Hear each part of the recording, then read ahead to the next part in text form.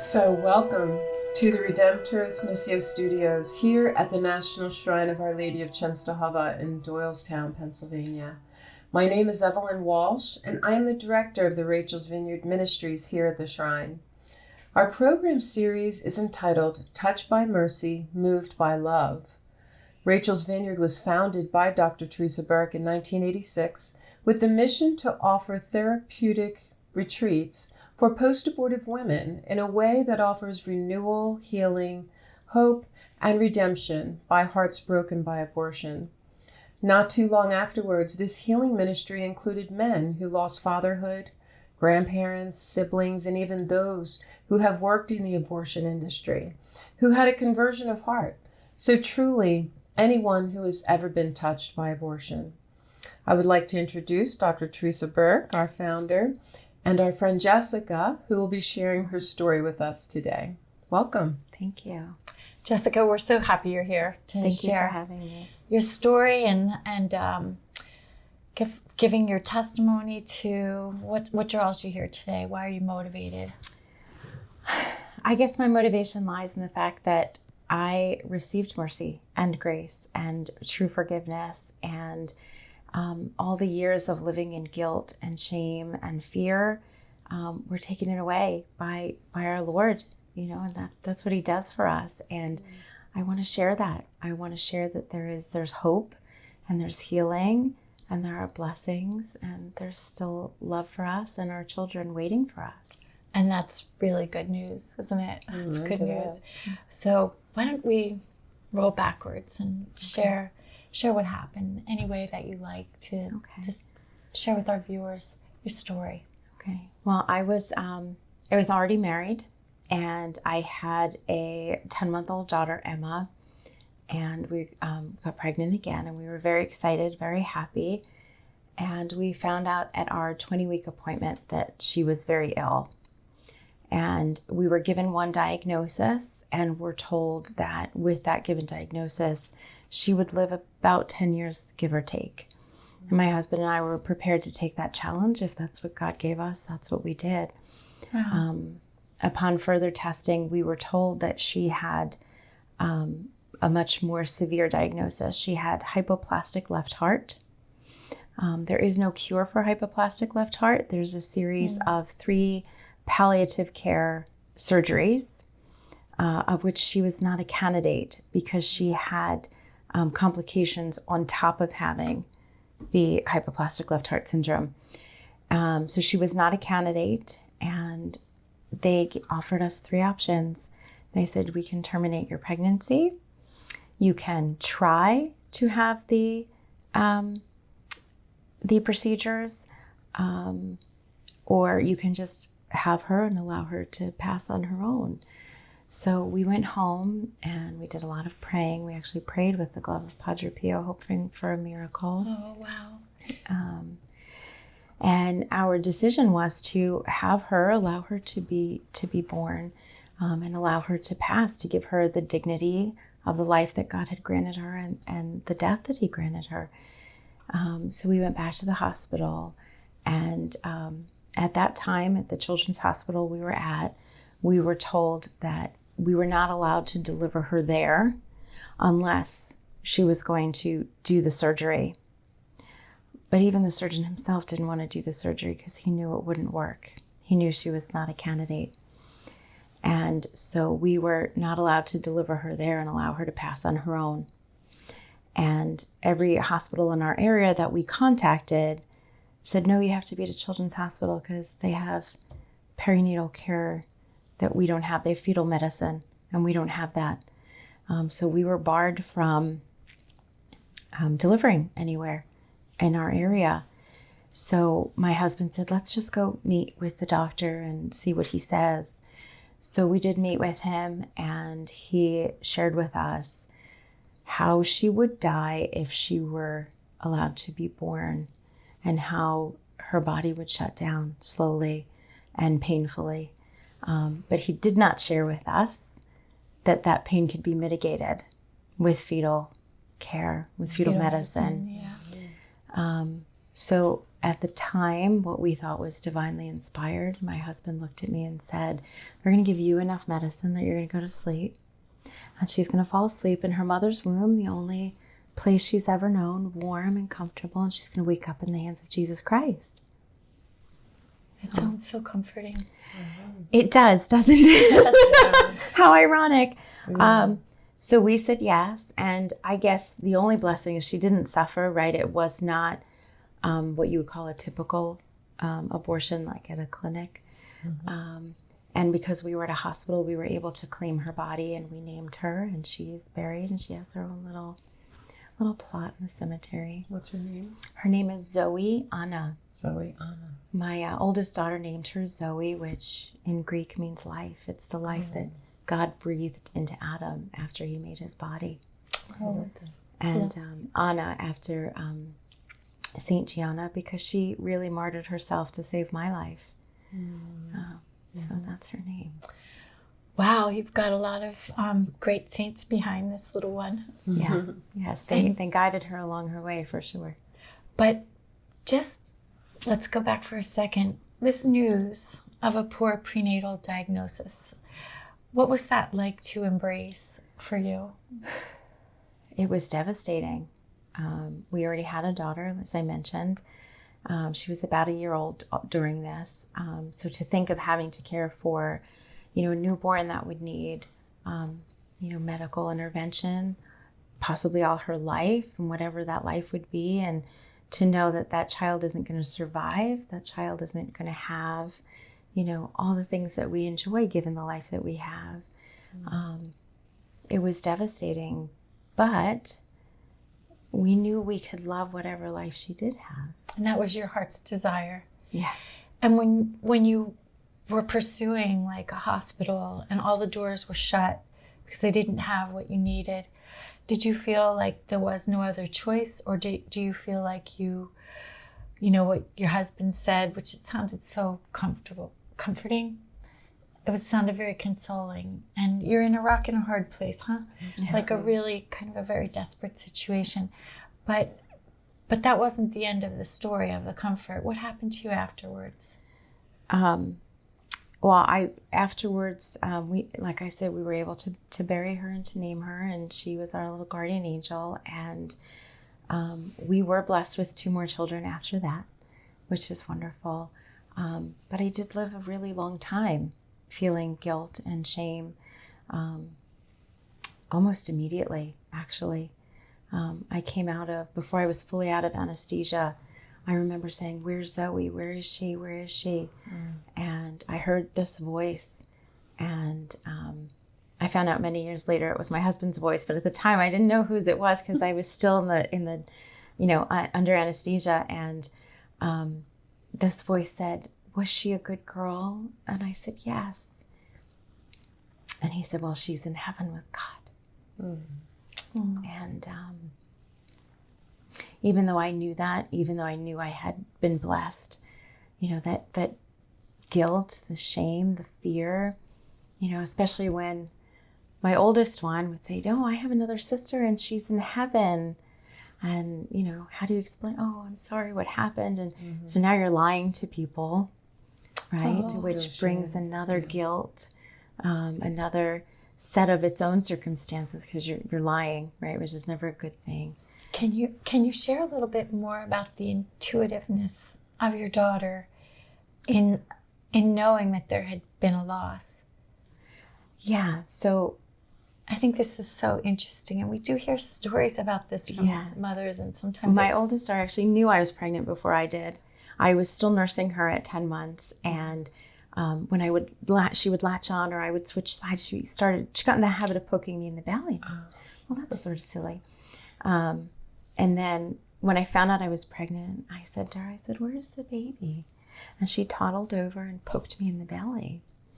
And 10 months old. Yes, 10 months old. And she always loved to rub my belly as it grew, and she would always say, "Mama, baby, Mama, baby." And the night before our 20-week ultrasound, she hugged me and kissed me and said, "Mama, baby, boo-boo." Is that extraordinary? Wow. Yeah. And then in those interim days when we found out her diagnosis and decided, she said to me, Mama, baby Zoe. So she actually named her. Wow.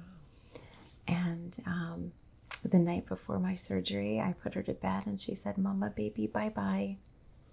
And that was the last time she hugged and kissed my belly. My goodness. That's an incredible story. Wow.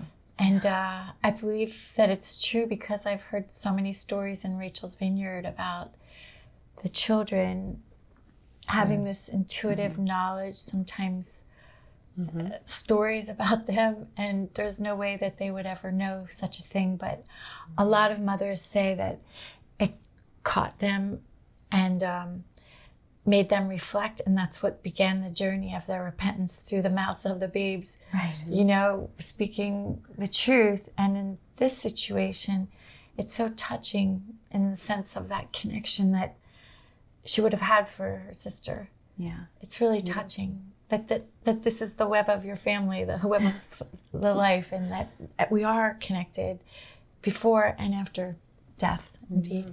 Mm-hmm. And she did make it a point to tell everyone, oh, I have another sister and she's in heaven. And, you know, and she was proud to have another sister. She was happy about it. So it was definitely, we wanted our child, we wanted her to be here with us. Of course. So it was devastating. It was a devastating loss. Even after, like I said, being blessed with 2 more. So they didn't, a lot of people say, oh, you can have another baby, and that in some way that's supposed to replace the loss of this unique little one that has a special place in your heart. It doesn't really work to take away the pain. Yeah. Yes. So how would you say, I mean, you mentioned that you felt like you were starting to tell lies and hold back truth, and that this hurt you. What other ways how would you describe the way you were impacted by the loss as the time went on? Did it get better with time, or can you speak to that? It actually got worse for me. Mm-hmm. I felt like I was constantly looking over my shoulder, like someone was going to find out what I had done. Oh. And I always had to be really careful in conversations with other mothers, in play groups with my children. And as I got older and went to school, and teachers would ask questions because my oldest daughter would always draw pictures and they'd be like, well, you only have 3. Oh, yeah. So it became a great sense of anxiety for me because I knew what I had done. Right. You know? And I would assume, much like anyone else who's, done something bad, they're always looking over their shoulder. Mm-hmm. Always worried, who's going to find out, who's going to know, I'm going to be exposed. People are going to think I'm not a good mother because of what I had done, that I didn't deserve my children. Oh, this is so painful. And it started to make me be not a good mother because I thought I didn't deserve them. I couldn't be good to them because of what I had done. So it really was a huge source of anxiety for me. That's so painful because, I think that a lot of people could hear your situation and understand it and be like, there's really no sin there. And yet your heart was aching and yearning and feeling the guilt and the pain because it's the most unnatural thing to not let nature take its course. It is. And I've heard that before. A lot of people saying, well, you didn't sin, because part of sin is to do it knowingly and willingly. Yeah. So maybe it's not a sin, but God created us in a way, and we are either rightly ordered or we're not. And when we're not, that causes confusion and chaos and fear and everything not good. Right. And it just started to spread and permeate through different levels of your life. Well, here's where I would like to introduce the whole idea, if you've never heard of it, for perinatal hospice, because I know that nobody offered this to you. Correct. But perinatal hospice is a compassionate model of support for parents who've been given a poor prenatal diagnosis. And it's if their baby has medical problems and they think that the baby would probably die before it arrives, or that it would die shortly after birth. But it's the same idea as hospice and palliative care, which you did mention. Mm-hmm. And they combine those things to treat the family as the patient, because the family's going through grieving and shock. The baby's going to die. And so it allows you hospice care to tend to the whole process of the delivery and whatever medical decisions that you want to make, your birth plan, because you can still have a birth plan, who you want there. And what this does, because we could say, oh, people could understand why you might make that choice. At the same vein, the dignity that you long to give your child, the love that you wanted to show the child, there isn't a process for that with abortion. It's gone and the baby suddenly disappears. And in your case, you were able to have a funeral. So many people do not. Whether it's a poor diagnosis and there's an abortion, and that misses that step of grieving, plus the social support that is so often missing. So the perinatal hospice, you're going to have fingerprints that the baby was there, footprints, photos, family members can come in, because this is an event. It's a major event. So a pregnancy, however many months you're pregnant, for the other siblings, to really integrate this life-death experience, which is so much part of our humanity. I mean, we're going to face it throughout the life, from the earliest moments as family members and grandparents die, but to normalize that process and to keep the mother and the baby comfortable if there's pain, or sometimes a surgery even that might prolong the life, but a parent at least has those decisions to make, as to what they need to do, what kind of intervention. So if I may just interrupt, just the opportunity to hold that baby. Exactly. Yeah. Kiss the baby. Just, even if the baby is already stillborn or already passed on, just to hold her, because we did get to hold her at the funeral home, but because of the procedure, she was wrapped in a plastic bag in a blanket, and that's what I held. Oh. But if I would have had one moment just to hold her, skin on skin, I feel like I was robbed of that. You were. You I really do. Yeah, that's so important. Even for grandparents to be able to come in and hold the baby, take the photos, and for you to have skin on skin. How could you do that after the procedure and your baby's in a plastic bag? That would have meant so much to you. And I think that the memories and the senses of the smell of your child, like these are all things that we long for when the baby comes out. Count the fingers and toes, have those moments. Even people who've lost their children, to remember doing that, the little footprints, the fingerprints, and the pictures, it's something to savor and have for the memories, because the memories show that it really happened. And a lot of people, when it comes to complicated grief and there is no rituals for mourning, then that just turns into depression, anxiety, sometimes phobias, and even psychosis. I've worked with people who, and later when they lose their child, they might hear it crying in the night because they can't integrate the loss. Even after abortion, they'll have visual hallucinations, sometimes auditory hallucinations. And it's actually not that they're crazy in any way. It's actually a symptom of profound and aching grief. And they need a way and a means to express that with social support. And with abortion, women are deprived of the social support. It's a secret. They go back and life goes on and nobody even knows that they've just gone through a terrible trauma. I find myself even now when I'm in a crowd with my children, I go 1, 2, 3, where's 4? No 4. Looking for that 4. You're making sure everyone's accounted for, and I'm always looking for someone who's not there, even now. It's interesting. And even the most pro-choice people will remember if they had 4 abortions, they'll rattle off the dates that their ages would be. Like mothers keep this biological time clock of the date of the birth of our children, and each year it progresses with age. I just find that extraordinary. I've heard that from many people over all my years. And you can't take that away as much as they try to cut off that part of the conversation. It's very real. Yeah. Very real. Well, a mother's heart is an extraordinary thing, and the intuitiveness and the needs and that tactile desire to hold and kiss. And even in Rachel's Vineyard, we have the bereavement dolls so that people can express that. Because when you don't express that, all that energy that's meant to love that body is sort of locked and trapped in one's body. So to release that frees our hearts to love in bigger ways for everything that we need love for as moms. Yeah. And certainly the other children. Powerful part of the retreat. Yeah, I think it's a beautiful piece for healing. So what else? You have the letter here, and I do. So I was recommended to go to Rachel's Vineyard, and I went, and I did find a tremendous amount of healing, and I found the letter that I wrote to Zoe, and at the retreat, and I'll just read it, I guess. Dear Zoe, I've written to you so many times, always filled with grief and sorrow and sadness. This time I write to you with gratitude and appreciation.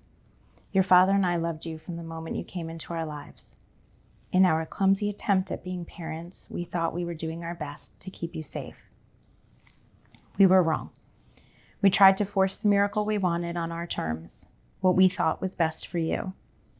Our mistake was not waiting for God, for his love, for his mercy, and for his miracle. For this, we are both truly sorry. Through his great mercy, God has forgiven us. For this, we are truly grateful. What an awesome God we serve. Thank you for being a part of our lives and our family. Thank you for watching over your sisters who love you and miss you deeply. Thank you for praying for me and for Daddy. Sorry. It's okay. Deep breath. We were the lost sheep, and Jesus has found us. What a beautiful journey it has been for all of us to make our way back to him. Please keep praying for us as we continue to work on our healing. Please continue to watch over your sisters and pray that they never stray from his path as we have done. I know that you are safe and happy with our Lord. I do hope Uncle Gaetano is spoiling you with love, hugs, and kisses. He never had children of his own to dote on. When the time is right, when God is ready, we will see you. Oh, Jessica, that's beautiful. So beautiful. Incredible imagery in there of the union with Grandpa. My brother. Oh, your brother. My older brother who passed away. Yes. Oh, right. Yeah. And just the promise and the intercession for your family and the other siblings. And since this retreat, how long ago was it? The retreat was just over a year ago, and she would be turning 13 in August, so right before her 12th birthday. So for 12 years. That's a long time to be suffering in that way. Yes. I'm glad you came. And how has your life changed since the Rachel's Vineyard retreat? I remember during the retreat being very angry, and one of the exercises we were exploring our emotions, and I realized, I felt sadness and shame and sorrow and guilt, and I didn't realize I was angry because I felt like I'd been lied to by these doctors who didn't say, hey, there's another option, there's another opportunity, there's another way, there's something we can do. And I remember screaming, standing up and screaming, and I was angry. And I said, I just want to shout from the rooftops that this is a lie. And watch what you say. Watch what you wish for. Yes, absolutely. So I remember the priest saying, "Well, you don't have to shout from the rooftops. You don't owe it to anyone. This is between you and God. You don't have to tell anyone." That's true. And I remember going home and feeling this forgiveness and feeling, better. So much so that my husband ended up going 6 months later because I talked him into it a lot. I said, you have to experience this, but at the same time, I was still lying to my children. I was still lying to people in conversation. And so it was like a monkey on my back that I couldn't get rid of. And I didn't know what to do with that. And I remember calling the priest and saying, what do I do with that? And he says, well, you just have to, it's between you and God. You don't owe it to anyone. I thought, oh, okay. And as my daughters started getting older, they go to a school that's very pro-life, and they pray outside of Planned Parenthood. And then, so we have these conversations about abortion. And how do I couch this with my daughters and not give away too much? And it really became overwhelming. And at the same time, I wanted to tell her, listen, been there, done that, don't do this, and share that. And then I had a wonderful opportunity where I was asked by you to come to a church and just talk about my experience with Rachel's Vineyard. And I thought, well, I can do that because it saved my life, really. It took this shame, this guilt. I felt like I could be a better mother to the children that I had. So I can talk about that. And once I did that, the feedback I got from the people that were there, the need to share this story, I'm shouting from the rooftops, I guess, you are. in many ways. And it has transformed my life because I actually said this to someone yesterday. I couldn't save Zoe's life. I wasn't equipped. I wasn't capable. But now I can save other babies' lives and the souls of those parents. That's true. Oh, it's an important work of mercy. Your testimony, which I'll call like the gospel of your life, because it might be the only time anyone hears about how Jesus is working so powerfully. But you've gone on to be involved in other ministries too as a result of your healing, huh? I have, yes. I've been going into high schools and speaking with high school students, not just telling my abortion story, but how I came to faith, about love and hope, and like I said, what a great God we serve. Our job is to love, know, and serve the Lord. And once you know Him, you can't but love Him, and you want to serve Him. It's real. The healing really releases all the gifts that God has given you, because I think that shame and guilt and despair can crush them, and that would be the goal of the evil one, is to, because Jesus came that we would have life and have it to the full, and you're really stepping into the fullness of your life and the charisms of your many gifts. I am, yeah. Public speaking, and you're running some groups for young girls, aren't you? I do. So we have a group that meets intermittently through the school year, and we talk about theology of the body, and we talk about modesty and chastity and the marital act and where that all fits into God's plan. That's beautiful. There aren't too many folks doing that, and the youth need to hear that. They do. There's too many lies being perpetuated on our radios and televisions and social media. And it's all a web of the evil one. It really is to destroy us, to destroy our humanity. Exactly. And for girls, well, even for young men, but I have 3 girls, so I focus on the girls. They to know their value, their worth, how beautiful their bodies are, and how God thought through everything, the intricacies, the minutia, and to see their bodies and the way their bodies work, and the weird and gross things that they do serve a purpose and are meaningful and are part of their beauty and part of their blessing. And how do they take that in and take that and live in the world as a daughter of God and not an object? And there's an attack on femininity and the woman. Absolutely. And even mother. So more than ever, we need see what healing does. It just inspires and motivates and frees us to use our gifts. Yes. You're empowered to do it. You feel powerful, like this is my mission in life. Yeah, I do. I mean, I heard God call me. I've experienced great miracles since my healing. Yeah. A deepening of my faith, a better understanding of who Jesus is and how He works in my life. And every morning I say my morning prayers and I say, God, just give me the opportunity to do your work, and just make sure I see it. Like, that's my only fear, is that I'll be like, the opportunity was right here and you missed it, So just give me the grace to see it. If you show me the opportunity, I will go, I will take it.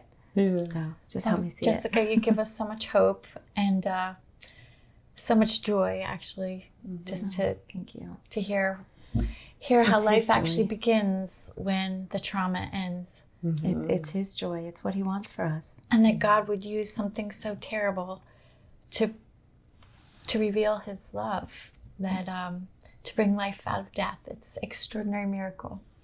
He makes all things new. Yeah, amen on that. He does that in so many different ways in all of our lives, and if we just look, and, like, Lord, please let me see that. Yes, So absolutely. you're right about it.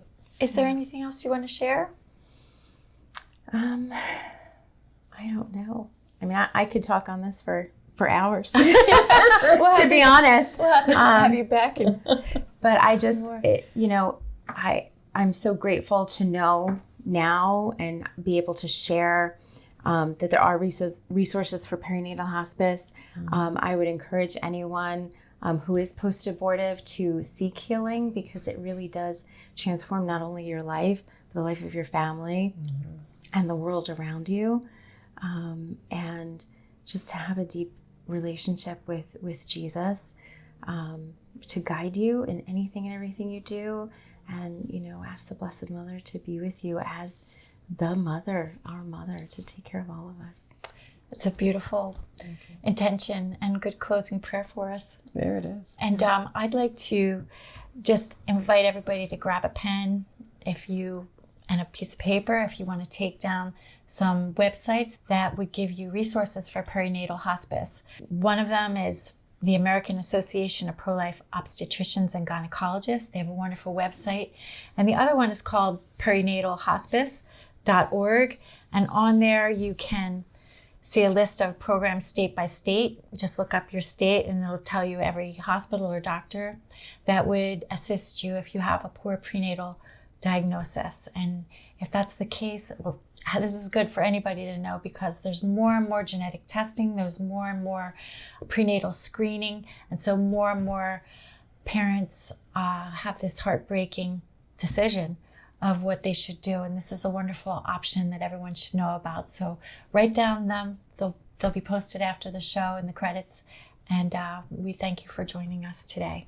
Evelyn, you want to close out? Yes. It's been wonderful to hear your insight, and what you've brought to all of us today is not everyone hears that side of the story too often, I don't think, but it's absolutely incredible, and it's going to impact many, I'm sure, and we encourage everyone to seek healing as you have. I'd like to end our time together thanking you, Dr. Theresa Burke, and you, Jessica, for your powerful witness.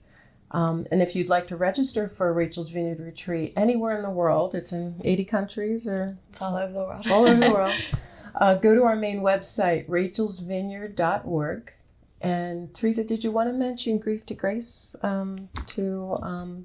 Oh, sure. We have another retreat for healing after abuse. Yeah. And that's called Grief to Grace. Any kind of abuse, emotional, spiritual, sexual abuse, physical abuse.